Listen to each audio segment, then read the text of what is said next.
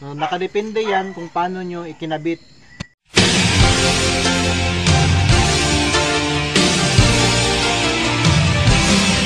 Okay, so magandang gabi sa lahat. In this video ay tuturuan ko kayo paano maglagay ng disc brake sa inyong mga CT125. Okay guys, unang-una sa lahat, yung stock telescopic nyo, number 1 na gagawin nyo kapag magka-convert kayo ng disc brake is yung drum stopper. So itong drum stopper nyo ay mahaba siya. So ang gagawin nyo is puputulan nyo siya guys ng katamtaman na mapasok talaga yung bracket. So itong bracket guys, kailangan maipasok to siya dito sa drum stopper ng inyong stock na telescopic. So ayan guys, kailangan mapasok siya dito.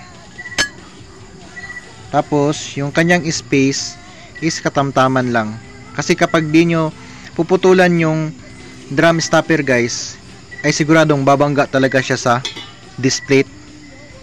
Okay, then next, bago nyo ikabit ang bracket is maglalagay kayo dito ng maliit na washer.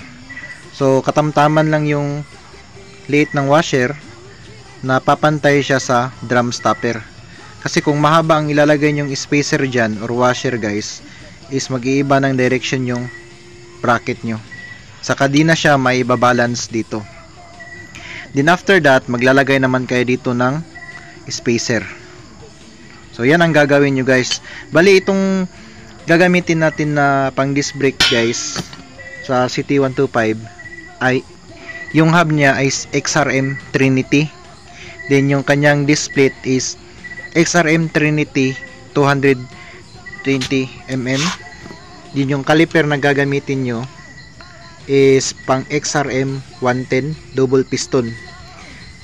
So ipapakita ko sa inyo guys kung ano ang dapat gawin para may kabit siya ng maayos sa inyong CT125. So ayan guys, ito na yung nilagay nating washer. So pwede nyo lagyan ng lock washer 12mm or plain washer na 12mm. Kung plain washer yung gagamitin nyo, dalawang washer yung ilalagay nyo. So kung lock washer guys, is pwede na yung isang lock washer.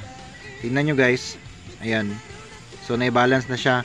The next na gagawin nyo is maglalagay kayo dito ng spacer para dito sa inyong hub. So ayan guys, yan na po yung spacer na gagamitin natin. After natin may kabit yung spacer na yan, is isusunod na natin yung hub natin saka yung assembly na disc brake. Okay guys, so ayan na siya guys, na ikabit na natin yung bracket. So ang ituturo ko sa inyo is dito lang na side muna, sa right side natin dito sa may disc plate. So yung sa kabilang side is madali lang yun guys. Bali maglalagay lang kayo ng washer pa rin, saka yung gearbox, madaling ikabit lang yun. So dito lang muna tayo guys. Okay, so next, kapag naikabit nyo na dito yung disc brake ninyo, yung disc plate, ito yung telescopic, next is maglalagay na tayo ng kanyang caliper. So ang caliper ng XRM 110 double piston.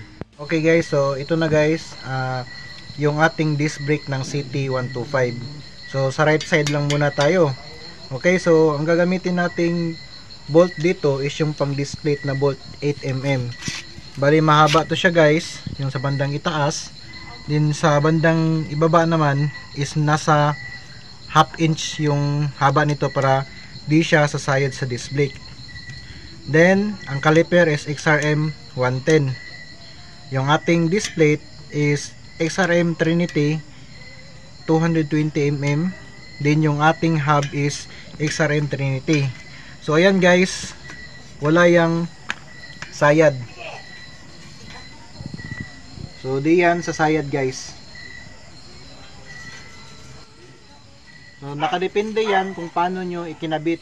Kasi kung sasayad siya, ibig sabihin may mali sa pagkakabit ninyo ng inyong disc brake. Ayan, walang sayad yan guys.